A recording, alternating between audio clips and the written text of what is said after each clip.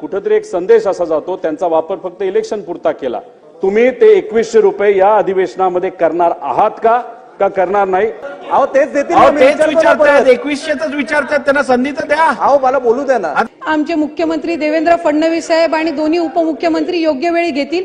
आता आपण म्हणजे मंत्री महोदयांनी वरच्या हाऊसमध्ये उत्तर देत असताना असं उत्तर दिल्यासारखं आम्हाला आठवतंय की कृषी सन्मान योजना ज्या महिला शेतकऱ्यांना मिळते त्यांना तुम्ही लाडक्या बहीण योजनेतून त्या ठिकाणी त्यांचं नाव वगळणार आहात। कृषी सन्मान योजना ज्यांना दिली जात होती तो आकडा तुमच्याकडे असताना, त्यांची नावं असताना सुद्धा अशा 20 ते 25 लाख महिलांना तुम्ही ही लाडकी बहीण योजना दिली। मग आता तुम्ही जर त्यांचं नाव वगळणार असाल तर कुठेतरी एक संदेश असा जातो, त्यांचा वापर फक्त इलेक्शन पुरता केला। तर आमचं आपल्याला म्हणणं असं आहे की त्यांचं नाव याच्यामध्ये वगळू नये, कारण का या दोन वेगळ्या योजना आहेत आणि आमचं हे म्हणणं आहे ते लोकांचं, महिलांचं म्हणणं आहे। तर माझा पॉइंटेड प्रश्न आहे की जी चर्चा आता सुरू आहे की 25 ते 25 लाख महिलांचं नाव हे जे वगळण्यात येणार आहे, ज्यांना कृषी सन्मान योजना मध्ये त्यांचं नाव होतं, त्यांचं नाव तुम्ही खरंच वगळणार आहात का ते तुम्ही वगळणार नाही, असा आमचा तिथं प्रश्न आहे। आणि शेवट आमचा पॉइंटेड प्रश्न असा आहे ज्याचं उत्तर सुद्धा पॉइंटेडच असावं असं आमची अपेक्षा आहे। इलेक्शनच्या काळामध्ये तुम्ही शब्द दिला होता, तुम्ही विविध ठिकाणी बोलला होता की 1500 रुपयाचा आम्ही 2100 रुपये हे आमच्या माता भगिनींना तिथं तुम्ही या योजनेच्या माध्यमातून येणार। पॉइंटेड उत्तर आम्हाला असावं, तुम्ही ते 2100 रुपये या अधिवेशनामध्ये करणार आहात का करणार नाही, असं उत्तर त्या ठिकाणी तुम्ही तिथं द्यावं।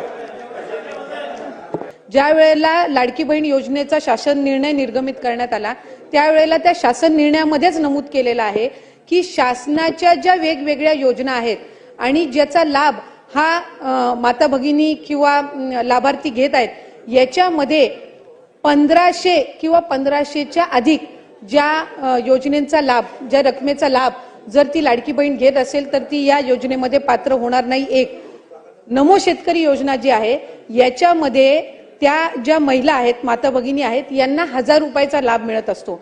त्याची जी वरची 500ची कॅपिंग आहे म्हणजे ती शासन निर्णयामध्ये सुरुवातीच्या नमूद केलेली आहे की किमान 1500चा लाभ हा शासनाचा प्रत्येक लाडक्या बहिणीपर्यंत पोहोचला पाहिजे आणि त्यानुसार नमो शेतकरी योजनेच्या ज्या लाभार्थी आहेत या साधारणपणे 5.5 ते 6 लाख आहेत।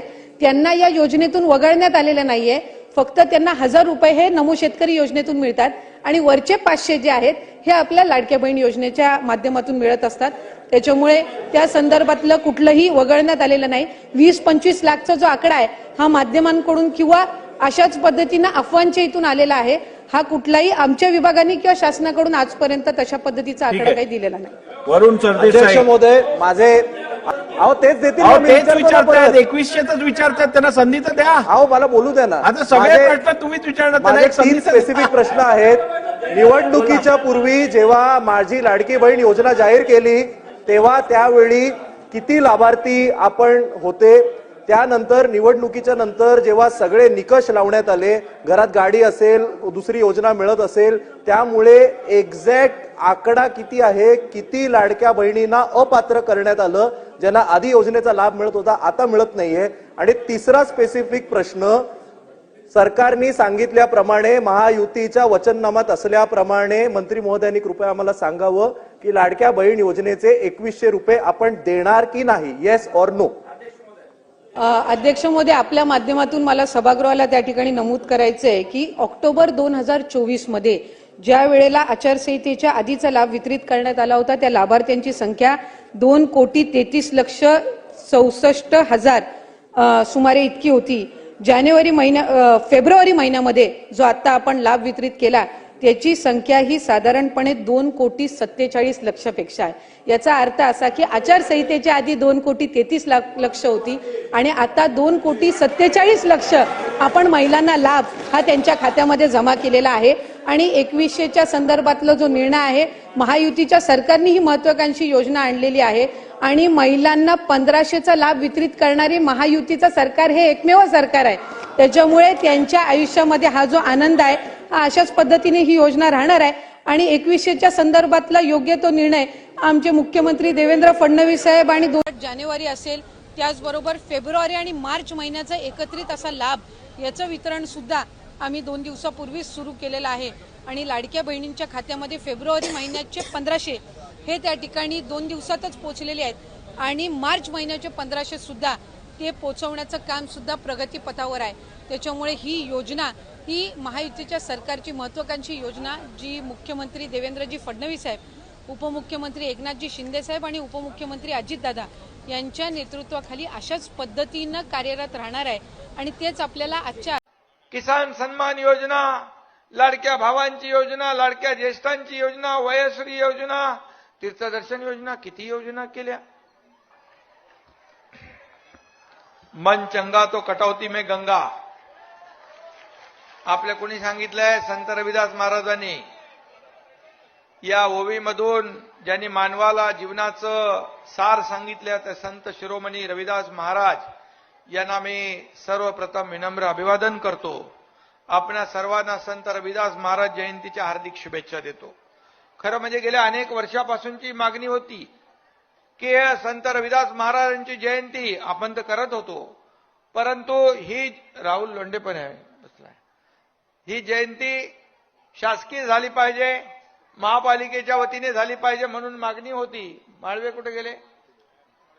आणि म्हणून आपण या जयंतीला ठाणे महापालिकेच्या आयुक्तांना सांगितलं, मला वाटतं मी मुख्यमंत्री होतो त्यावेळेस हा निर्णय आपण घेतला आणि महापालिकेच्या माध्यमातून अधिकृत शासकीय ही जयंती आता सुरू झालेली आहे आणि म्हणून मी आपल्याला शुभेच्छा देतो। खात्यांमध्ये या ठिकाणी पैसा जमा करायला बटन दाबली आणि आपण पाहू शकता सगळे मेसेजेस येणं सुरू झालेलं आहे आणि लोकांच्या खात्यामध्ये प्रत्यक्ष पैसे देखील जमा झाले आहेत।